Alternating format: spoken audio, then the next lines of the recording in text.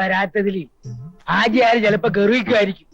ഇവിടുത്തെ നേരമില്ലായ്മ നീ പറഞ്ഞ് മനസ്സിലാക്കി കൊടുക്കണം. ബസ് പോരെ, ഞാൻ പോട്ടെ.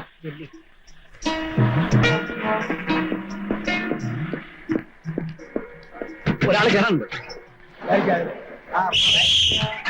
അടിമില്ലേക്ക്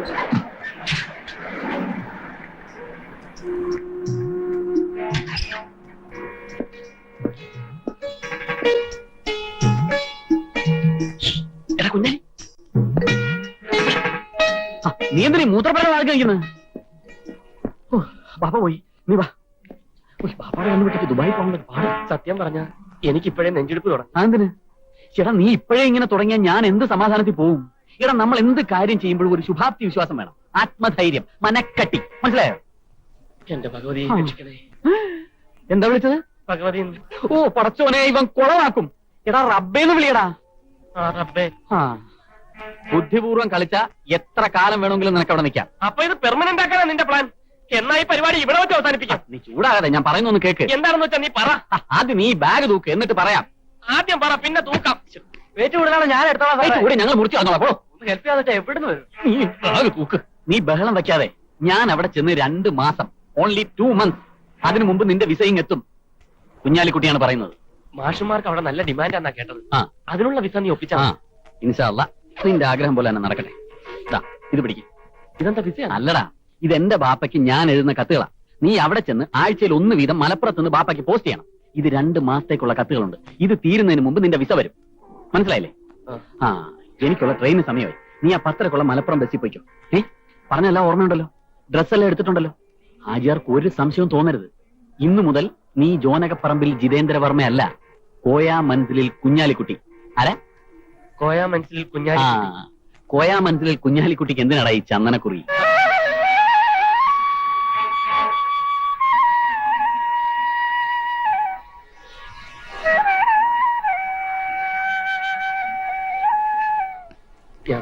നീ ധൈര്യമായിട്ട് പോ.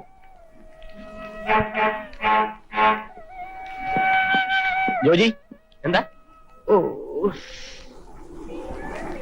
ജോജിയല്ല, കോയാ മനസ്സിൽ കുഞ്ഞാലിക്കുട്ടി.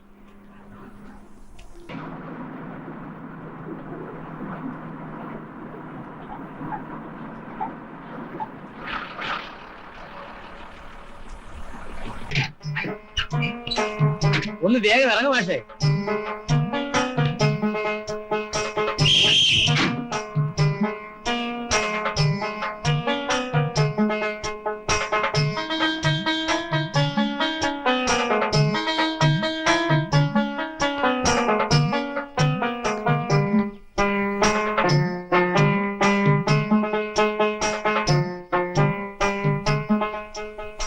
അസ്സലാമലൈക്കും. വാലൈക്കും അസ്സലാം. എന്താ? തെറ്റിപ്പോയി. ഒന്നുമില്ല. എന്തോ ചോദിച്ചല്ലോ? ഇല്ല, ഞാനൊരു പാട്ട് പാടിയതാ. ഉസ്ലാം പെട്ടി പെൺകുട്ടി. രാവിലെ കളിയാക്ക, വെറുതെ സ്പർദ്ധ ഉണ്ടാക്കണ്ട കേട്ടോ.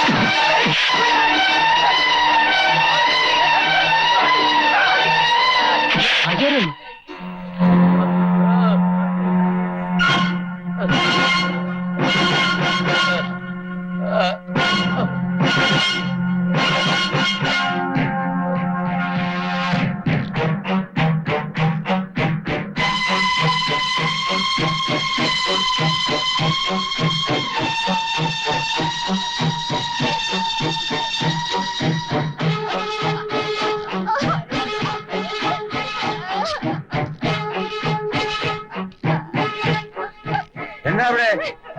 ആചാര്യ ഇതിൽ ഇടപെടരുത്. ഇത് കുറുപ്പത്ത് തറവാട്ടുകാരുടെ പ്രശ്നമാണ്. ഇങ്ങനെ തല്ലിച്ചതയ്ക്കാൻ മാത്രം ചാത്തുണ്ട് കുറുപ്പത്തേടെ എന്ത് തെറ്റായത്? പറ, എന്ത് തെറ്റായതെന്ന്? ശമ്പള കുടിശ്ശിക തീർത്ത് തന്നാലേ പണിയെടുക്കൂന്ന് പറഞ്ഞതിനാ എന്നെ എന്റെ കെട്ടിയോളെ തല്ലിയത്. രണ്ടും തടിയുണ്ടെന്ന് കരുതി പാവങ്ങളുടെ മെക്കിട്ട് കയറാന്ന് കരുതണ്ട. അന്റെയൊക്കെ ശരീരത്തിൽ ഒഴുകണ ചോര തന്നെയാ ഓന്റെ ശരീരത്തിൽ ഒഴുകണേ. ആളും പേരും ഉള്ളവരോട് വേണം യുദ്ധത്തിന് പോകാൻ. പോയി പറഞ്ഞേക്ക് കുറുപ്പത്തുകാരോട്. ആരാടാ എന്നെ തല്ലിയേ? പറ, ആരാ തല്ലിയേ? തിരിച്ചടിക്കാൻ.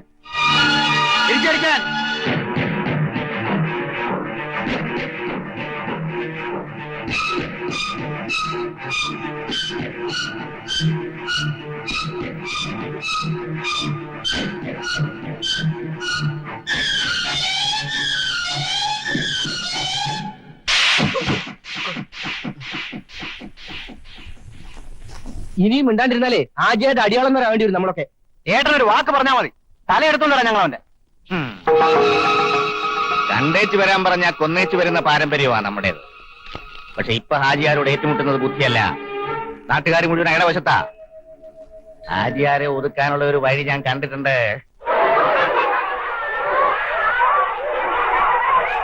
സ്കൂളും ഹാജിയാരെയും കാണുമ്പോ നിന്റെ മനസ്സ് പതറരുത്. ധൈര്യമായി ഇടത്തേക്കാലം വെച്ച് മുന്നോട്ട് പോടാ.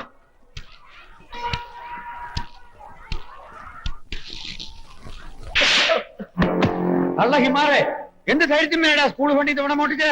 പറ, അന്റെ ബാപ്പാന്റെ സമ്പാദ്യം കൊണ്ടുണ്ടാക്കി അല്ല ഈ സ്കൂള്. ഒരു അബദ്ധം പറ്റിപ്പോയതാ, ഇനി അങ്ങനെയൊന്നും ഉണ്ടാവില്ല. നമ്മുടെ കുട്ടിയല്ലേ.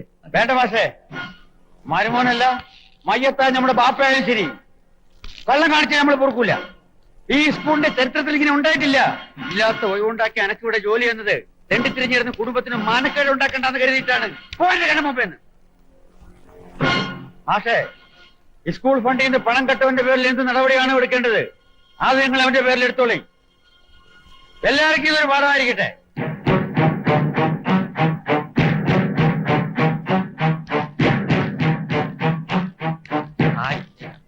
എന്താ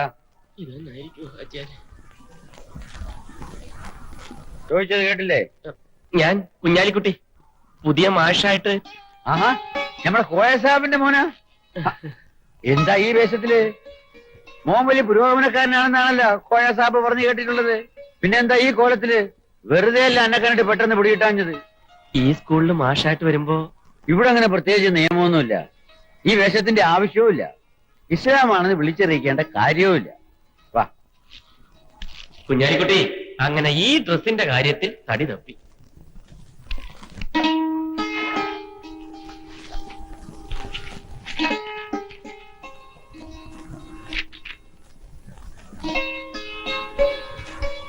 ബി എക്ക് നല്ല മാർക്കുണ്ടല്ലോ, പിന്നെന്താ ബി എറ്റിന് കുറഞ്ഞു പോയത്?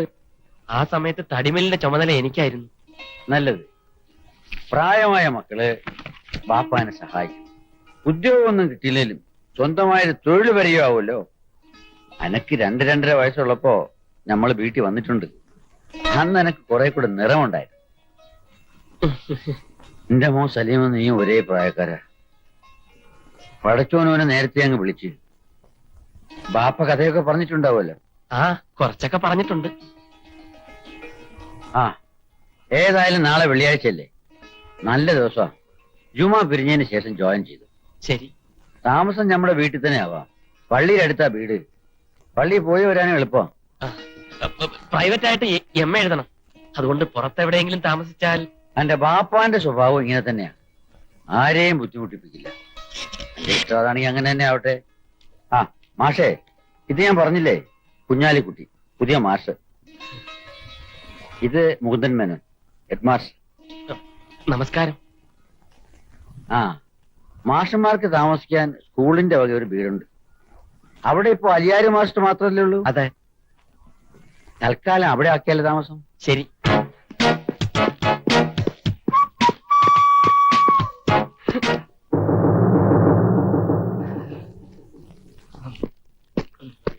ഈ പൂട്ടിയിട്ടിരിക്കുന്ന മുറിയാണ് ലൈബ്രറി. നമ്മൾ പറഞ്ഞു വന്നത് ആചാര് പറഞ്ഞതാ. പിണങ്ങിയാ ഞെക്കിക്കൊല്ലും, ഇണങ്ങിയാ നക്കിക്കൊല്ലും. അതാ സ്വഭാവം. അപ്പൊ രണ്ടായാലും മരണം തീർച്ചയാണോ? അങ്ങനെയല്ല, ആത്മാർത്ഥത കാണിച്ച ചങ്ക് പറിച്ചേരെന്ന് പറയായിരുന്നു. അതുകൊണ്ടല്ലേ മൂപ്പര് വിരലൊന്ന് ചോദിച്ചാൽ മതി, ഈ നാട്ടുകാർ മുഴുവനും കൂടെ നിൽക്കും. പാവങ്ങളോട് ഇത്രയും കരുണയുള്ള ഒരു മനുഷ്യനെ ഞാൻ ജീവിതത്തിൽ കണ്ടിട്ടേ ഇല്ല. ഞാനൊരു കാര്യം ചോദിച്ചോട്ടെ? ചുമ്മാ. പാവപ്പെട്ട ഒരു യുവാവ് ജീവിക്കാൻ മറ്റു വഴിയൊന്നും കാണാഞ്ഞ് സാഹചര്യങ്ങളുടെ സമ്മർദ്ദം കൊണ്ട് ഒരു കള്ളത്തരം കാണിച്ചു എന്നറിഞ്ഞ ഹാജിയാരങ്ങ് ക്ഷമിക്കുമല്ലേ? ക്ഷമിക്കും. പക്ഷെ തല കാണില്ല എന്ന് മാത്രം. പിന്നെ ഒപ്പത്തിനൊപ്പം നിൽക്കാൻ ഈ നാട്ടിലൊരു കൂട്ടരുണ്ട്. കുറുപ്പത്ത് വീട്ടുകാർ ഹാജിയാരുമായിട്ട് വലിയ ശത്രുതയില്ല. ഈ രണ്ടു കൂട്ടരോടും നേരത്തെ നേരെ ഒന്ന് സംസാരിക്കാൻ ചങ്കുറപ്പുള്ള ഒരേ ഒരാളെ ഈ നാട്ടിലുള്ളൂ. അതാരാ? എന്താ? ഈ ഞാൻ. ഓ, ഡിസിപ്ലിൻ ഞാൻ സ്ട്രിക്റ്റ് ആയിട്ട് നോക്കും. അതെന്റെ ഒരു വീക്ക്നെസ് ആണ്. അച്ചടക്കവും ആത്മാർത്ഥവും ഇല്ലാത്ത ഒരിടത്തും വിദ്യാഭ്യാസത്തിന് വേരോടാൻ പറ്റില്ലെന്നാണ് ഞാൻ പറയുന്നത്. ഈ അച്ചടക്കത്തിൽ ഭംഗം വരുത്തുന്നത് ആരായാലും ഞാൻ മുഖം നോക്കാതെ ശിക്ഷ നടത്താം. അതും എന്റെ ഒരു വീക്ക്നെസ് ആണ്. അയ്യോ, കള്ളൻ, കള്ളൻ, കള്ളൻ. അത് കള്ളനല്ല, ഹെഡ് മാസ്റ്റർ ആണ്. എന്തായി കാണിക്കുന്നത്? ഞാൻ ഹൈ ജമ്പിന് പ്രാക്ടീസ് ചെയ്യായിരുന്നു. ഇന്നലെ തനിക്കൊരു മെമ്മോ വരുന്നുണ്ട്, ഒരു ഷോ കോസ്റ്റ് നോട്ടീസ്. സമാധാനം പറയണം. അത്രേ ഉള്ളൂ. സ്വതന്ത്ര ഭാരതത്തിൽ ഒരു സാധാരണ പൗരൻ മതിൽ ചാടുന്നത് കുറ്റകരമാണെന്ന് ഇന്ത്യൻ ശിക്ഷാ നിയമത്തിലോ ഒരു അധ്യാപകൻ മതിൽ ചാടി സ്കൂളിലേക്ക് വരുന്നത് തെറ്റാണെന്ന് ടീച്ചേഴ്സ് മാനുവലിലോ പറഞ്ഞിട്ടില്ലല്ലോ. പിന്നെന്താ ചാടിയാല്? മാഷാണല്ലേ? അതെ, എങ്ങനെ മനസ്സിലായി? നല്ല ഡിസിപ്ലിൻ. അതാ ഹെഡ് മാസ്റ്ററുടെ പ്രത്യേകത. ഏത് സ്ഥാപനത്തിനും ചീത്തപ്പേരുണ്ടാക്കാൻ കച്ച കെട്ടി നടക്കുന്ന ചില ചെറ്റകളുണ്ടാവും. ഇവിടെയുണ്ട്. അതാ ഈ അവതാരം. ചെറ്റയോ? ഒരു സ്കൂളിന്റെ പുരോഗതിയെ മാത്രം ലക്ഷ്യമാക്കി നിസ്വാർത്ഥ സേവനം നടത്തുന്ന ഒരു അധ്യാപകനെ പ്രകോപനപരമായ യാതൊരു കാരണവുമില്ലാതെ ഒരു ഹെഡ് മാസ്റ്റർ ചെറ്റ എന്ന് വിളിക്കുന്ന തെറ്റാണെന്ന് ടീച്ചേഴ്സ് മാനുവൽ പറഞ്ഞിട്ടുണ്ട്. ഇത് ഞാൻ കംപ്ലൈന്റ് ചെയ്യും. ഞാൻ ഇപ്പൊ തന്നെ കംപ്ലൈന്റ് ചെയ്യും. പോയി ചെയ്യ്. ലേറ്റായി ശിക്ഷ നടപ്പാക്കാൻ കാത്തിരിപ്പുണ്ട് ഹാജിയാര്. ഇല്ല മാഷെ, ഞാൻ ചെറ്റയാണെങ്കിലും ചെറ്റത്തരമില്ലാത്തൊരു ഹൃദയം എനിക്കുണ്ട്. ഇത് ഞാൻ കംപ്ലൈന്റ് ചെയ്യില്ല. അതാണ് ചെയ്യില്ല. കൊള്ളാം. മാഷന്മാരുടെ ഡിസിപ്ലിൻ ഇതാണെങ്കിൽ കുട്ടികളുടെ ഗതി എന്തായിരിക്കും? ഇതാരെ ഈ അത്ര ചോടക്കാരൻ? അത്രല്ല, അധ്യാപകനാ. അല്ലോ, പുതിയ മലയാളം മാഷ കുഞ്ഞാലിക്കുട്ടി.